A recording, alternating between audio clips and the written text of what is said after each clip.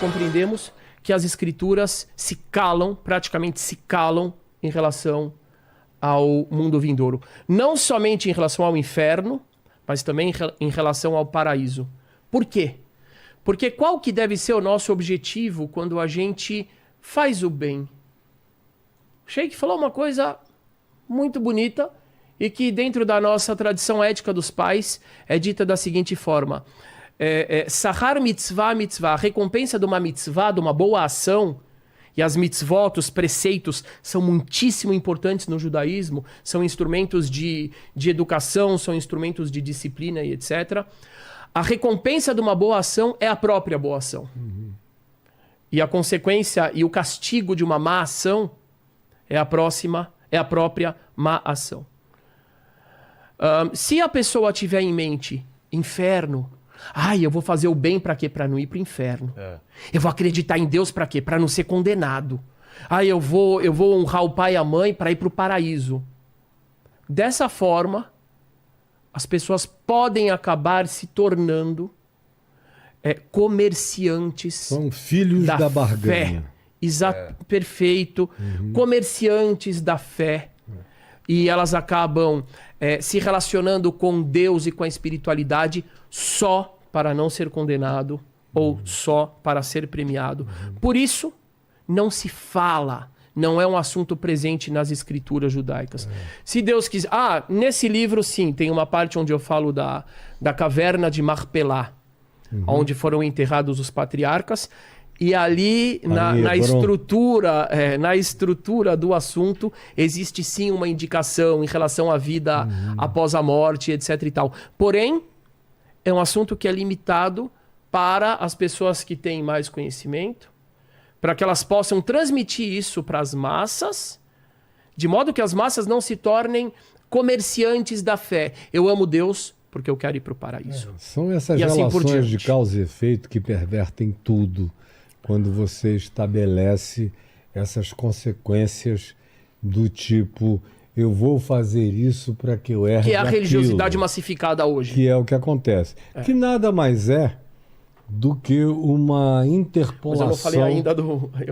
Interpolação da escatologia greco-romana, do Elísios, do Tártaros, disso tudo. Agora, no Novo Testamento... Deixa só eu talvez concluir, aí quando você falar, você... Sim. Sim, deixa eu falar então dentro do judaísmo. Não existe a figura de Lúcifer no judaísmo.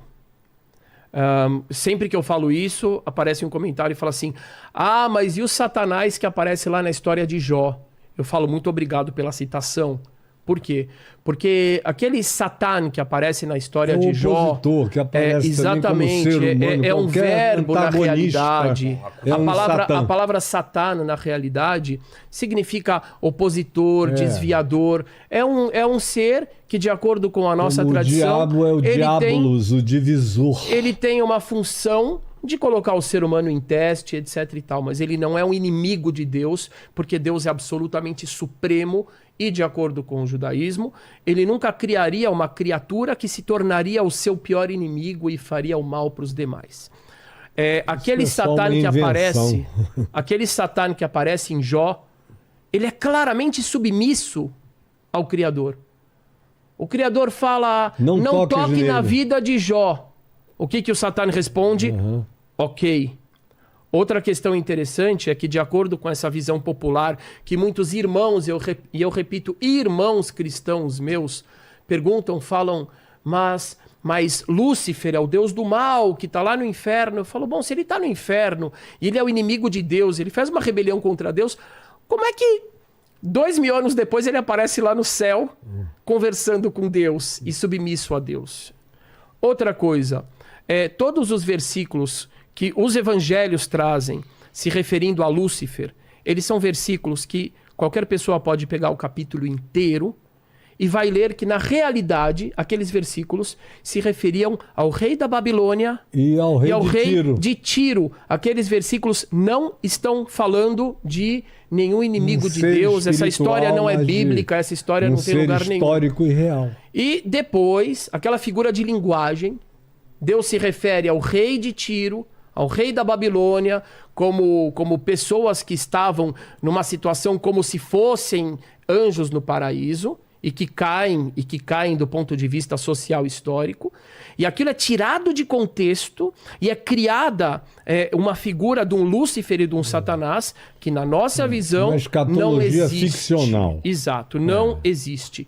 Então toda a base nas escrituras judaicas, quando é bem examinada, inclusive por aquilo que é citado nos evangelhos, faz com que qualquer pessoa que faça uma leitura objetiva compreenda por que nós não aceitamos, não temos essa dimensão de diabo, de Lúcifer, etc. e tal. Agora, para ser... Todo judaísmo a sua pergunta é excelente. Todo o judaísmo não crê nessa história de um Lúcifer inimigo de Deus, etc. e tal. Isso não tem no judaísmo. Até porque Lúcifer é uma construção muito posterior, deixa só... Sim. A existência, a figura de Satanás... De Satã existe, mas esse Satã submisso, como aparece em Jó... essa explicação sobre... Sim.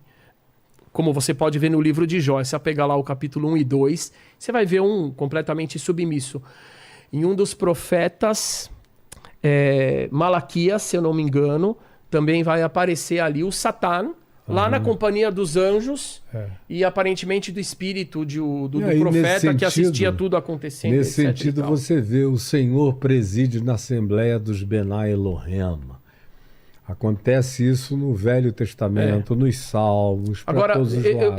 Eu só vou terminar e eu te passo a palavra, porque senão eu não vou concluir. Tem um rabino, um grande sábio chamado Rabino Eliyahu Tessler. Ele viveu há mais ou menos 200 anos na Europa Oriental. E ele, baseado no conhecimento dele, é uma grande autoridade, ok? Não é uma fonte bíblica, mas é interessante para as pessoas ouvirem. Ele diz o seguinte. Imagina só uma pessoa que a vida inteira ele cultivou no coração dele inveja, vingança, raiva, ingratidão. Agora imagina essa consciência, essa alma, vivendo todos esses sentimentos, só que sem televisão, sem futebol, sem shopping center, sem nada. A intensidade desses sentimentos nessa realidade que seria, como ele descreve, a realidade espiritual, a consciência sem corpo, seria 1 bilhão de vezes mais forte do que o que a pessoa sente aqui. E não tem distração. Isso é inferno. O que é o paraíso? É a mesma alma, é algo que a gente constrói dentro de nós. A pessoa durante a vida cultivou o amor, cultivou o perdão, cultivou a felicidade, a gratidão. Ela todos os dias acorda de manhã, agradece a Deus pela vida e etc. É isso que ela cultivou dentro dela.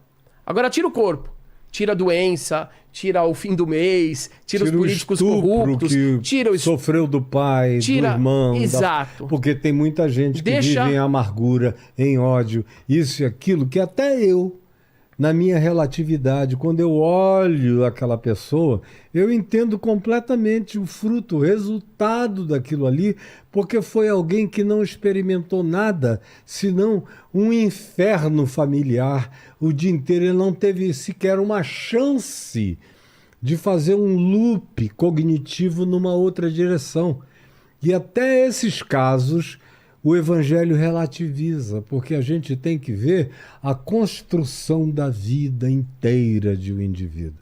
Eu passei minha vida toda sem pregar do inferno, evangelizei e evangelizo milhões de pessoas que vão amando Deus, por Deus, pela graça, pelo favor imerecido, pela manifestação de tudo aquilo que produz vida, que gera esse desenvolvimento do ser, que faz você se sentir completamente em estado de efervescência crescente como ser humano. E esse resultado final, multiplicado por 1 milhão, seria o paraíso de acordo com esse Rabino Eliyahu. E para mim é dimensional. É uma condição interna. Porque no Evangelho isso é dimensional. Eu não estou querendo contraditar nada. Só estou dizendo que na minha visão, no Evangelho, isso é dimensional. O inferno é existencial, totalmente existencial. Nesse sentido, Jean-Paul Sartre tem razão, não no dizer que é o outro, mas habita dentro... A dificuldade, eu acho que ele fala na dificuldade... de lidar com o próximo. De lidar com o próximo. Né? Agora, o inferno nunca é a gente, é sempre os outros. Né? Agora, quando você, em geral, diz que o inferno é outro, é porque tem um inferno te perturbando Exato. E aí você joga a culpa... Aí transfere, né? Diferente, Tem uma psicologia nesse processo o tempo todo. Na realidade, tem duas questões. A primeira, sobre a questão do paraíso e inferno, não é conflitante com o amor a Deus e o ser correto. Na realidade, a punição ou a recompensa, ela existe para aqueles que precisam barganhar ou precisam temer. Na sala de aula, por exemplo, eu tenho aquele que estuda porque ele quer crescer, ele não está preocupado com a recompensa nem com a punição, ele está preocupado em crescimento. Ele quer estudar. Tem o outro que vai ou pela dor ou pela recompensa. Ele está pensando na recompensa. E tem aquele ainda lá atrás que não está nem aí, mas se não fosse a punição, ele não andaria. Se não fosse o rigor da lei, também não andaria. Assim nós temos na sociedade, porque o que Deus colocou nas pessoas não é que elas são imperfeitas, ou são boas, ou são más. Não, elas têm o livre arbítrio.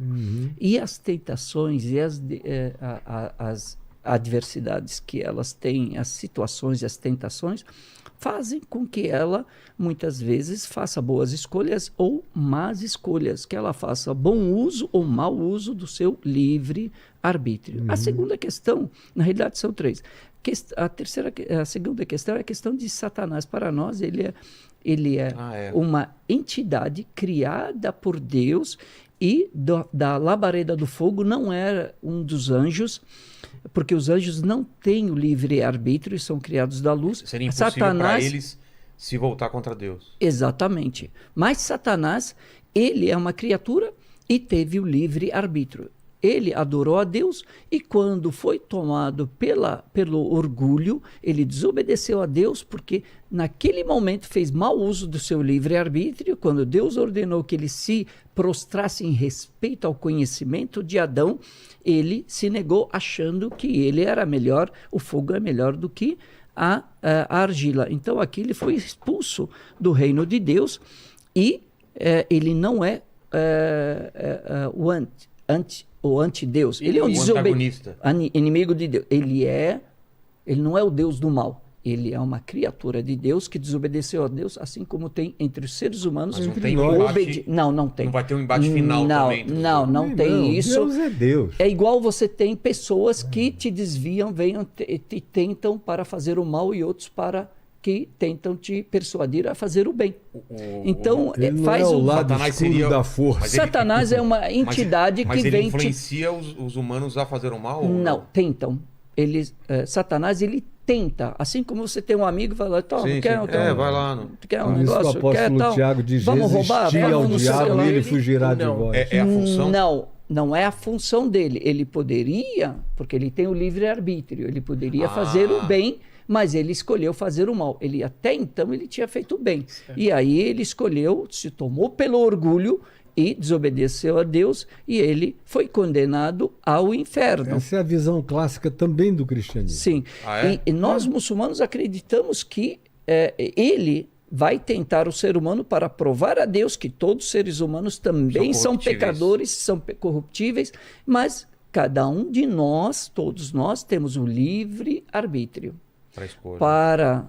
Não existe nenhuma irresistibilidade na tentação. Então, também. o paraíso e o inferno, eles existem para recompensa ou para punição. Porém, eu posso querer ir para o paraíso ou crescer, fazer o bem, porque me satisfaz fazer o bem. Eu adorar a Deus através da oração e através da bondade, da caridade, ajudar o próximo, ver as pessoas sendo muçulmanas ou não, sorrir para o meu irmão na rua, cumprimentar as pessoas, ser cordial, ajudar pessoas muçulmanas ou não muçulmanas, isso me faz feliz. Eu não estou pensando em barganhar com Deus, eu estou pensando em ser feliz aqui e também terei a recompensa no dia de juízo final.